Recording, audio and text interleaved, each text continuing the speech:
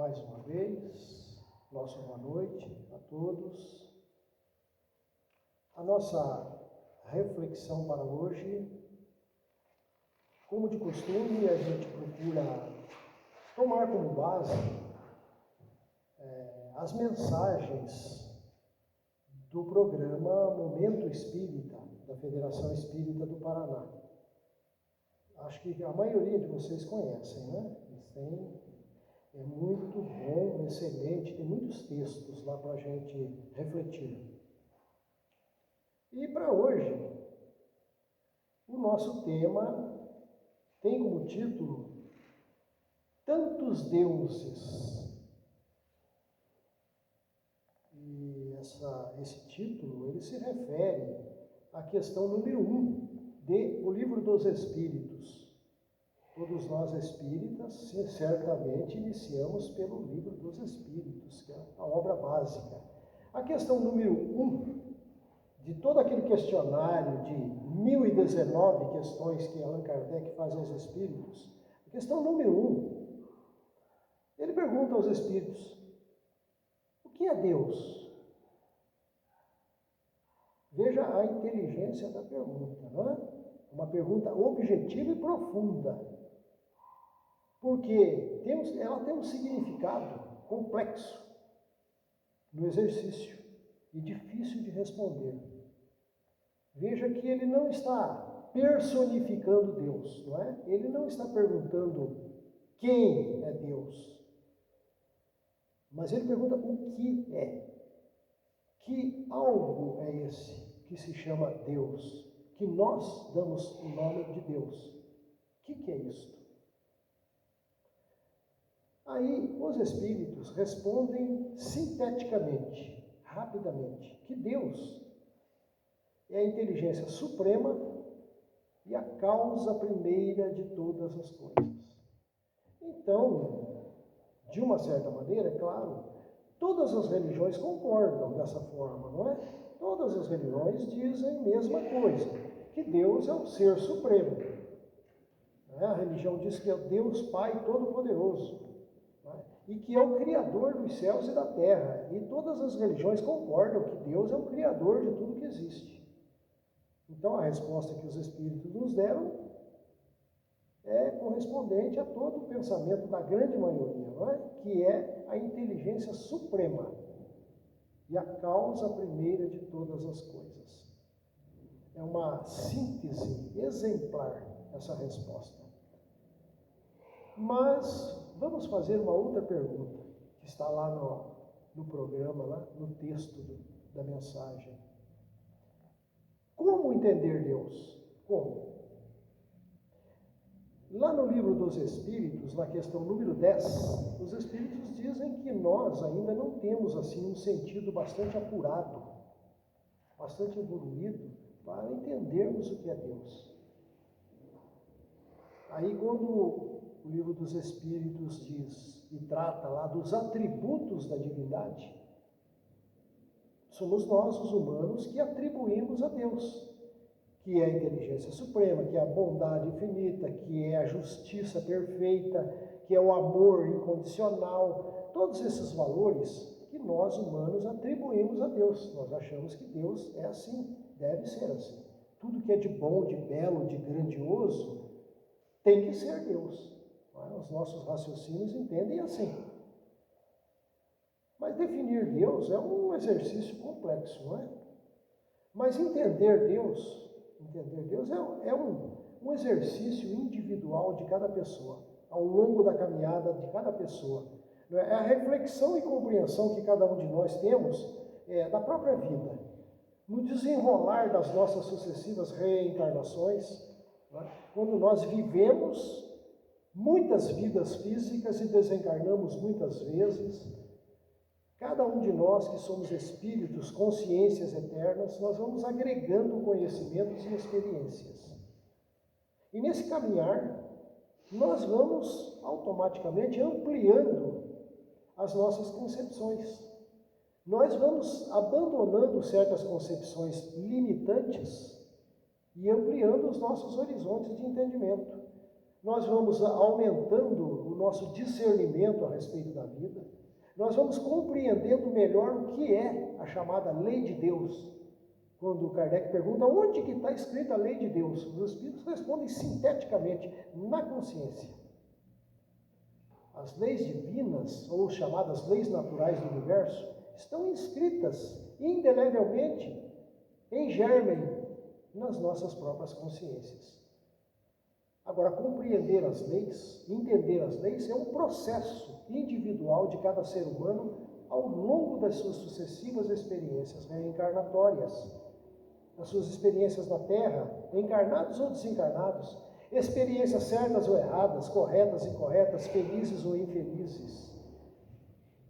E nesse caminhar, nós vamos compreendendo que não existe lá fora um Deus julgador que vai nos punir pelos nossos erros. Nós vamos entender que acertar ou errar faz parte do processo evolutivo de cada um de nós. Então, entender Deus é algo particular de cada ser humano, que vai num processo progressivo cada vez mais. Tem um livro que nós estudamos de um autor que se chama Reza Aslan. O título do livro é Deus, uma história humana. É o título do livro, Deus, uma história humana.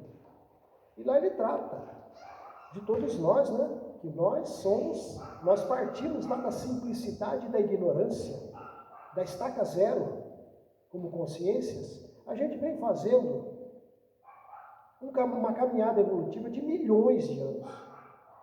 A gente fala milhares de anos, mas pode jogar isso mais para trás, não é? De certo que nós vivemos lá nas cavernas, há milhares de anos atrás. A gente era troglodita, vivia nas cavernas. E naquela época, nós seres humanos sempre tivemos esse instinto, assim, essa noção de que algo superior nos guia. Então o ser humano ainda na sua ignorância, né, no seu desenvolvimento ainda incipient, julgava que os fenômenos da natureza eram deuses. Por isso que o título aqui fala de tantos deuses, né?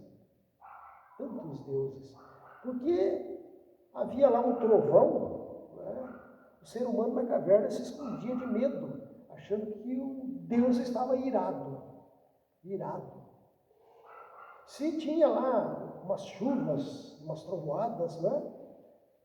Seria Deus exibindo as suas forças, a sua potência. De sorte que ficou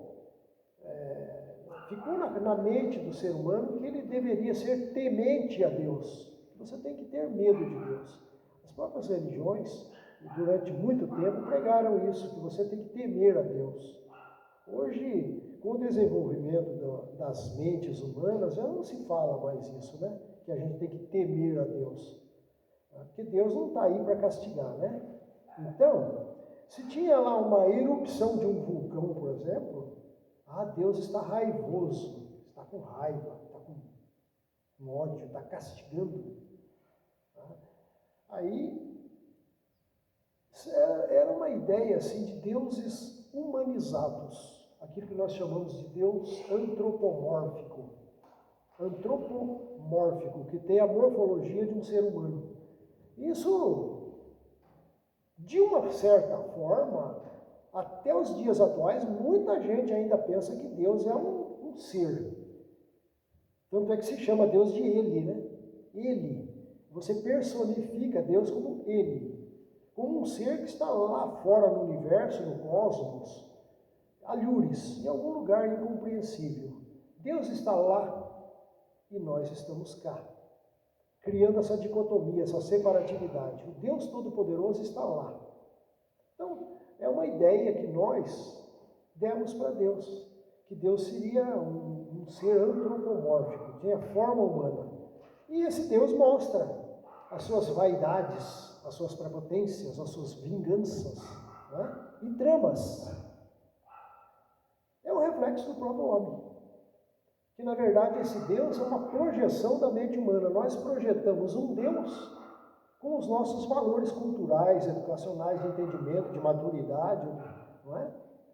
Já diz o Velho Testamento que Deus nos criou à sua imagem e semelhança, não é? A recíproca é verdadeira, porque nós, humanos, projetamos um Deus à nossa imagem e semelhança, com os nossos valores, com os nossos valores culturais, com o nosso entendimento. Chega um momento na caminhada da humanidade que aparece a figura de Moisés. Moisés. Por isso que no Espiritismo, Moisés é tratado como uma primeira revelação, não é? O Espiritismo trata com 3 revelações. A primeira seria Moisés, a segunda Jesus, e a terceira, as vozes dos Espíritos, que falam através da mediunidade. Então, com o aparecimento de Moisés, a gente sabe, né, mais ou menos da história de Moisés, né? Que ele foi colocado no rio, lá no Egito, foi criado lá no Egito e tal. E a gente sabe que também no Egito, no tempo dos faraós, tinha um Deus único, que era o Deus Sol. Deus único. Mas Moisés trouxe essa ideia para acabar com esse politeísmo, com esse monte de deuses. Ele diz que tem um Deus só, um Deus. Aí começa a surgir então o monoteísmo. Monoteísmo, um Deus só. E aí já é um pequeno avanço, né? Monoteísmo, que veio depois no processo do progresso humano. Depois de Moisés veio Abraão, pai Abraão, chamado de pai Abraão, que é o pai das 3 grandes religiões abraâmicas, as 3 religiões monoteístas, né, que começou lá com os judeus, que é o judaísmo, né? Depois veio Jesus, com o evento de Jesus se formou o cristianismo, seguidores de Jesus, e mais tarde o profeta Mohammed trouxe lá, né, o islamismo. São essas 3 religiões que têm uma origem lá em Abraão, lá no tronco de Abraão.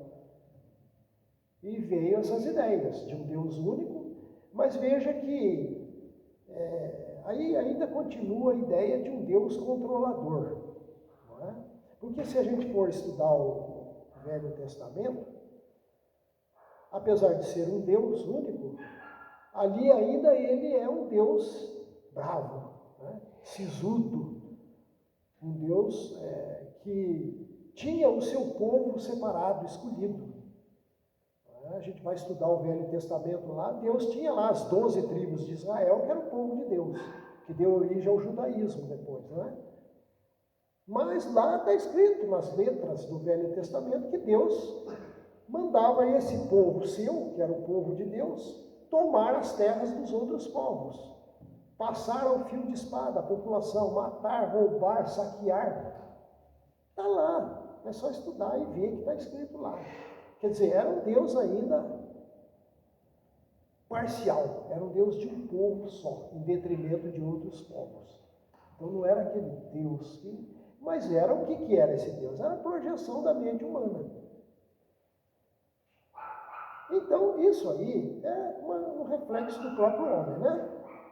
Mas no caminhar da humanidade, veio tantos outros que deram a sua contribuição. Cada um colocou a sua ideia. Vieram teólogos, filósofos, religiosos ao longo da história humana, né? Que cada um deu uma ideia, cada um ensinou a respeito do que seria Deus. O que seria Deus? Então, daí, muitos imaginavam esse Deus quase humano, quase humano. Quando se fala em Deus assim, né, a gente que veio oriundo lá de outras religiões, principalmente as religiões cristãs, a gente imaginava que Deus seria aquele senhor, né, senhor velhinho, barbudo, que fica sentado num trono de glórias, lá no céu. A gente nem sabe onde é que é esse céu, né? É um lugar incompreensível. E de lá, daquelas distâncias incomensuráveis e inatingíveis ao ser humano, de lá, esse Deus está controlando tudo aqui embaixo. Está controlando o alto de cima e nós aqui embaixo. Tanto é que tem um ditado popular dos dias atuais, né? É muito comum se falar Deus no comando. Acontece uma tragédia lá, mas Deus está no comando. Acontece um desencarne coletivo, um monte de coisa. Deus está no comando. Ah, mas o planeta Terra, mas o governador do planeta está no leme, ele está no timão, ele está dirigindo a nau, para não sobrar. A gente fica a pensar a respeito dessas coisas, né? São ditos que os seres humanos admitem e projetam essas ideias, né? Ah, mas está no comando, Deus está no comando, não mais. Espera lá. No Espiritismo se fala tanto a palavra livre-arbítrio. Né? É ensinado, toda a vida foi ensinado isso como fundamento, como base no Espiritismo. Nós temos, aliás, livre-arbítrio. Nós podemos fazer o que quisermos nas nossas vidas, escolhermos os caminhos que quisermos, ter as atitudes que quisermos, certas ou erradas, não importa. Vai ter alguma punição de um juiz lá fora, que está lá no alto? Não. Onde está escrita a lei de Deus? Na consciência. Então, essa questão de punição, se houver, é uma autopunição. É quando nós caímos em si, compreendemos o erro, e vem o remorso, e vem a reflexão sobre o erro, nós nos cobramos, nós nos punimos porque colhemos um resultado sofrível, insatisfatório, ruim para a gente. Aí vem o sofrimento. Muitas vezes o sofrimento é do corpo físico e muitas vezes o sofrimento do espírito em si, da consciência.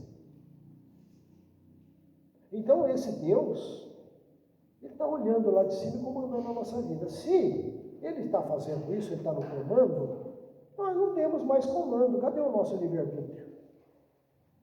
Porque o Espiritismo nos ensinou que nós somos os arquitetos da nossa própria vida. Nós é que construímos o nosso, vamos colocar entre aspas, nós construímos o nosso inferno ou o nosso céu. Isso que as religiões pregaram aí ao longo dos séculos, né? Que se você for bonzinho aqui na Terra, agradar a Deus, você vai para o céu. Mas se você não foi bonzinho, se você errou, você vai para o inferno.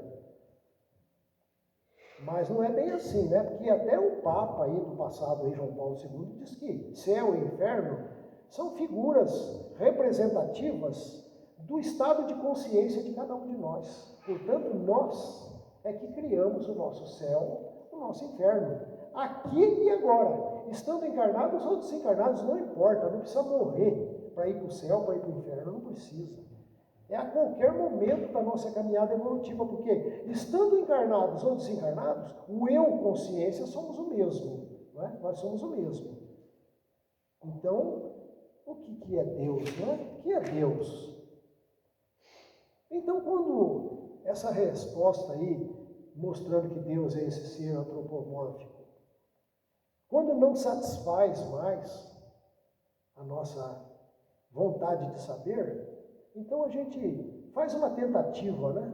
E diz que Deus é uma força maior, é uma energia cósmica, é isso e aquilo. A gente inventa outras coisas para escapar dessa definição mitológica e limitante.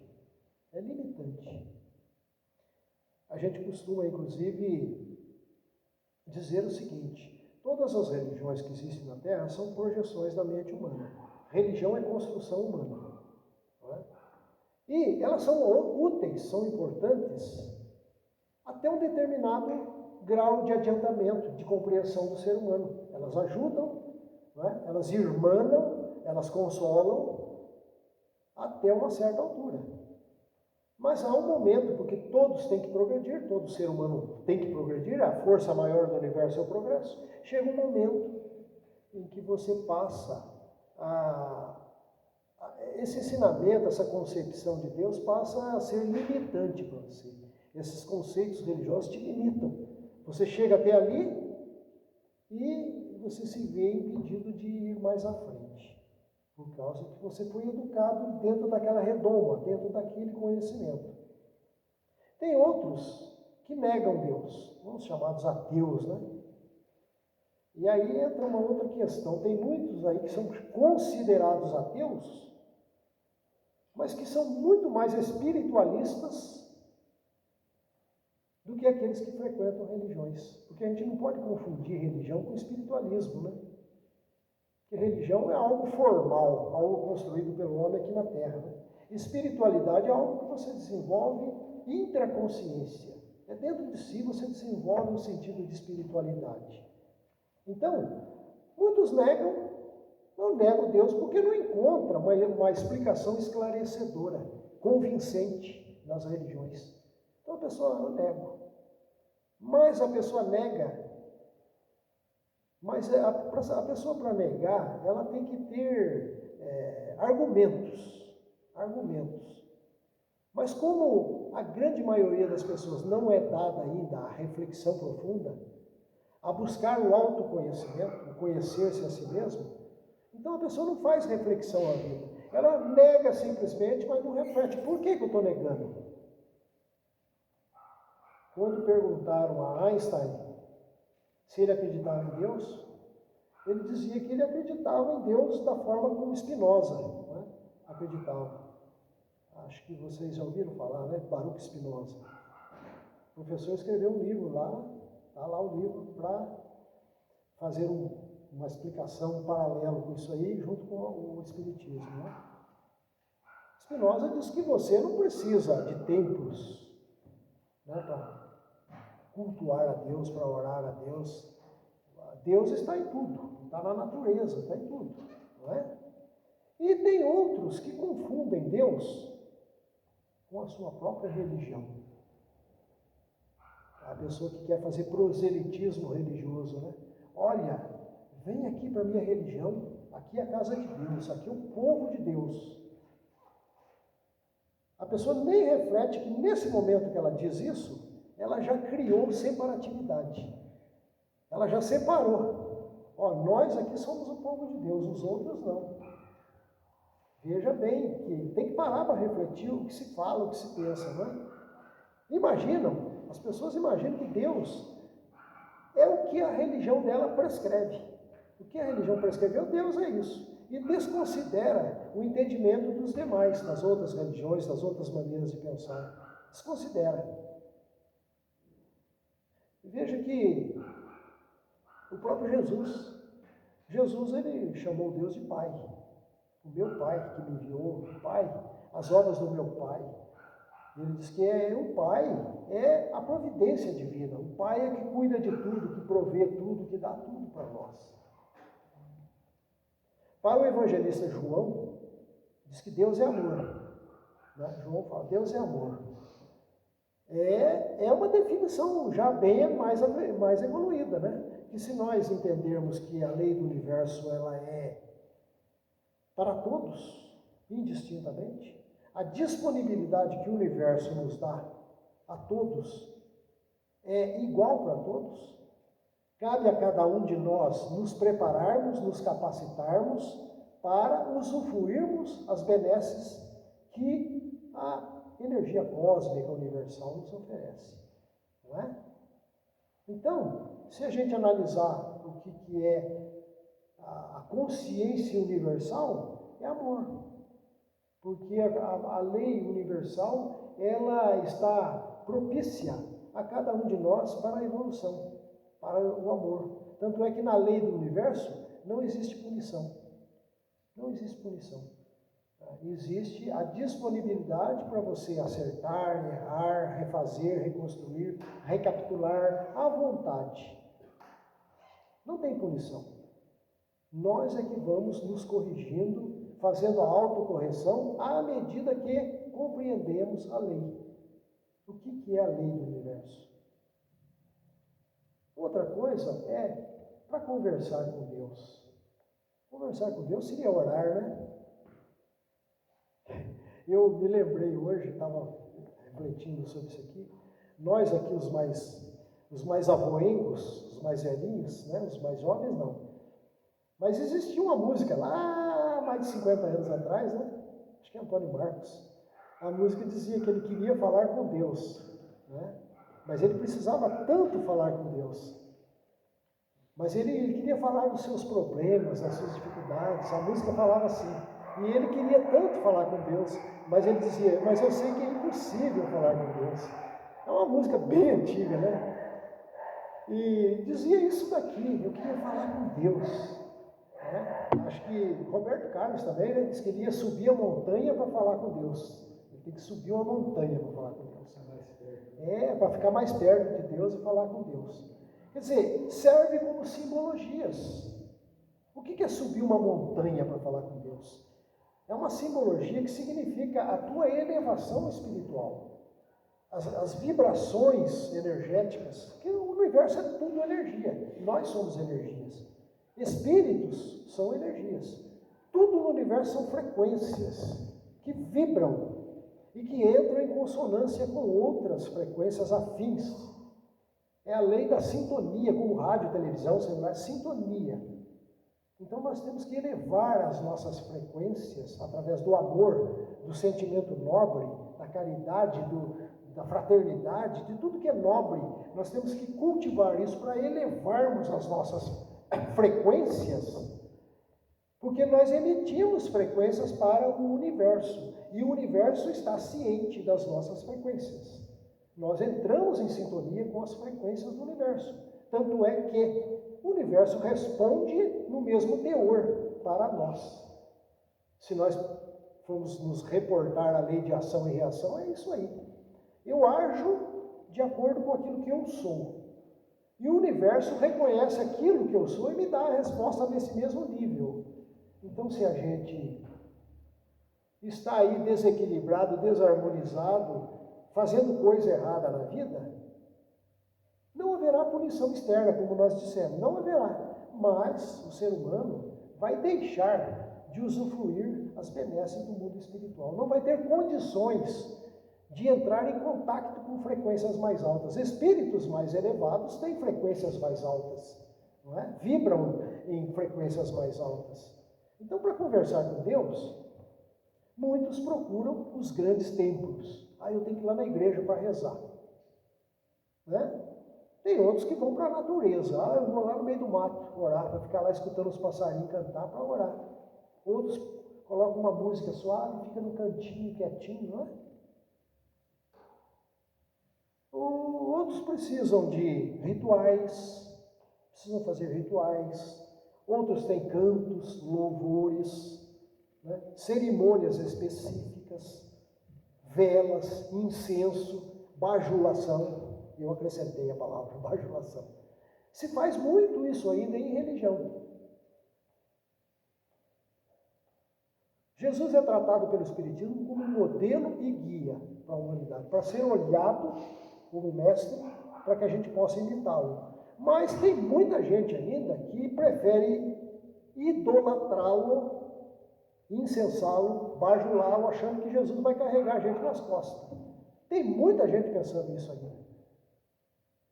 Eu tenho que ir lá fazer meu culto religioso lá para Jesus me levar para o céu. Tem até igreja com esse nome aqui em Jacarezinho. Só Jesus leva para o céu. Tem uma igreja com esse nome.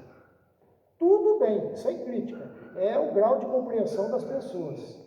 É o grau de compreensão das pessoas. As pessoas entendem dessa forma e o universo não faz distinção disso aí. Né? Porque o que vale é a intenção do ser humano.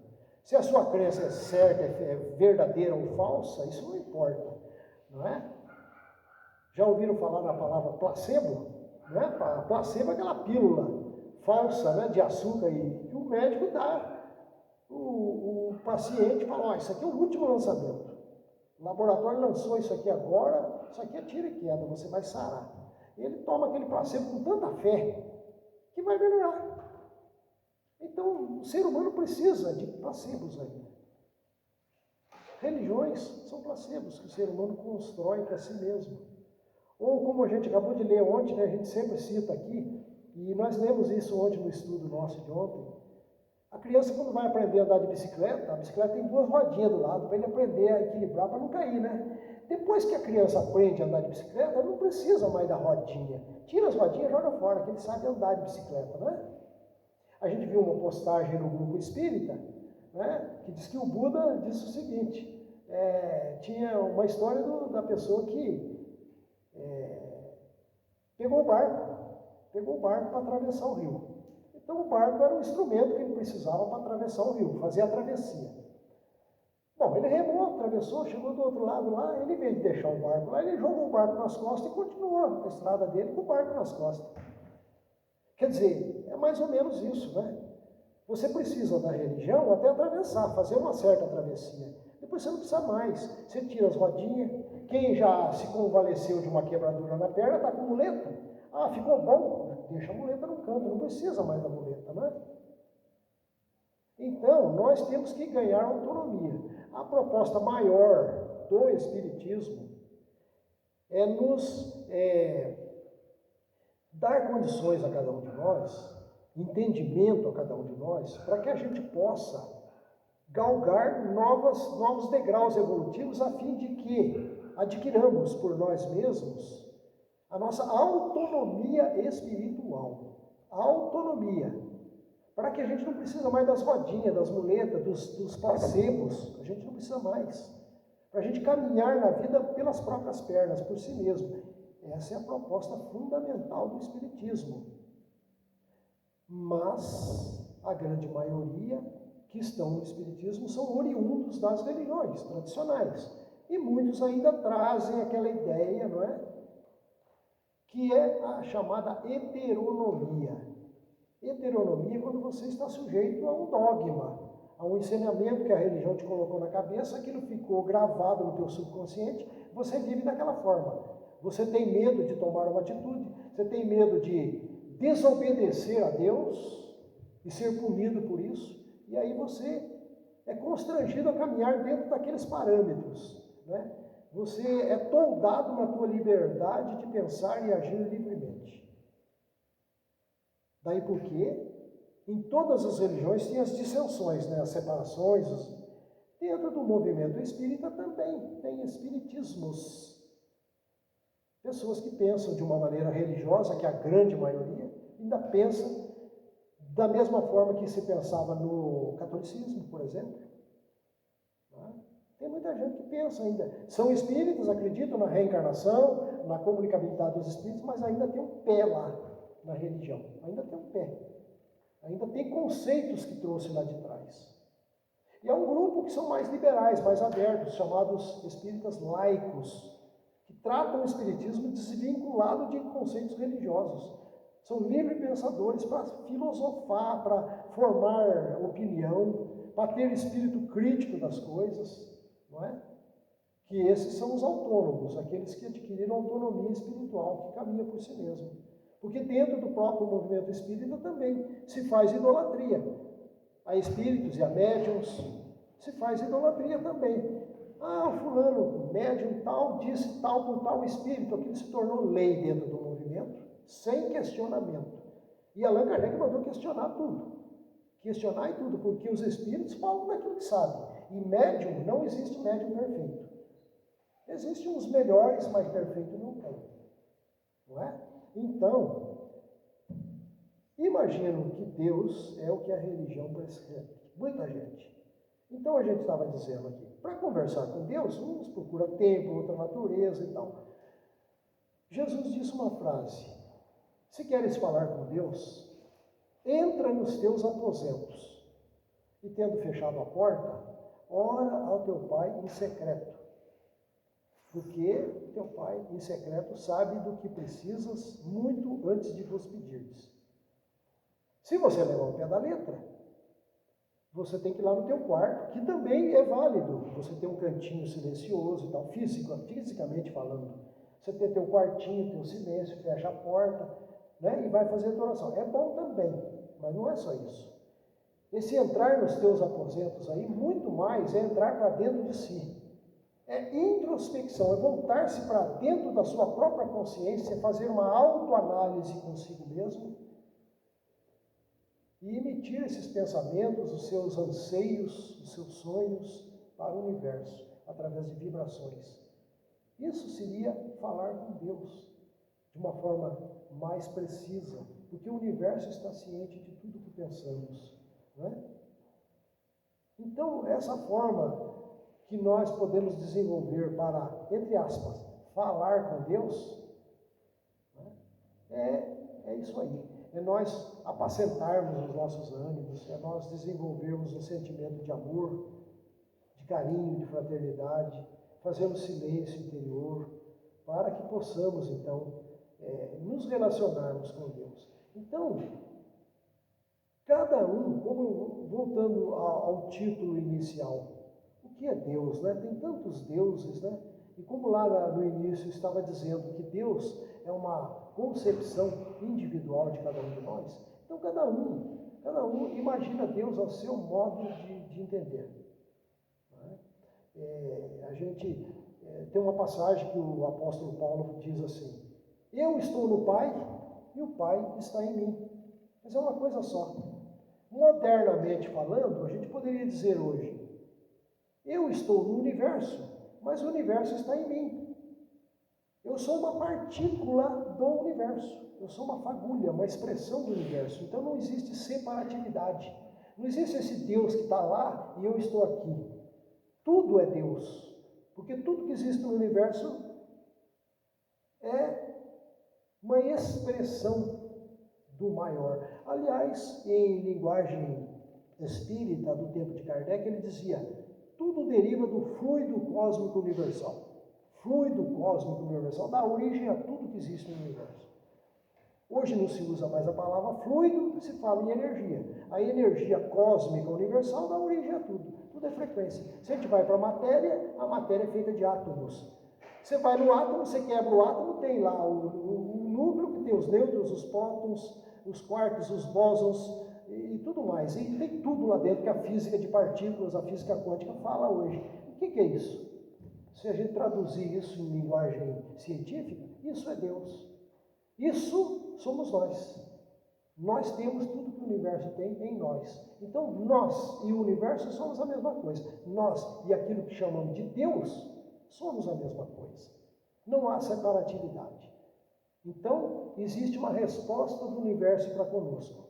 Então, que nós, para nós encerrarmos, não importa como nós entendemos e chamamos Deus, como definimos, como nos relacionamos, não importa. Na verdade, nós todos estamos interconectados. Estamos conectados com o universo conosco. Não existe separatividade. Aquilo que chamamos de Deus é único para tudo e para todos. Né? Pensemos nisso, reflitamos a respeito dessa mensagem que o Momento Espírita nos trouxe. Assim, muito obrigado a todos.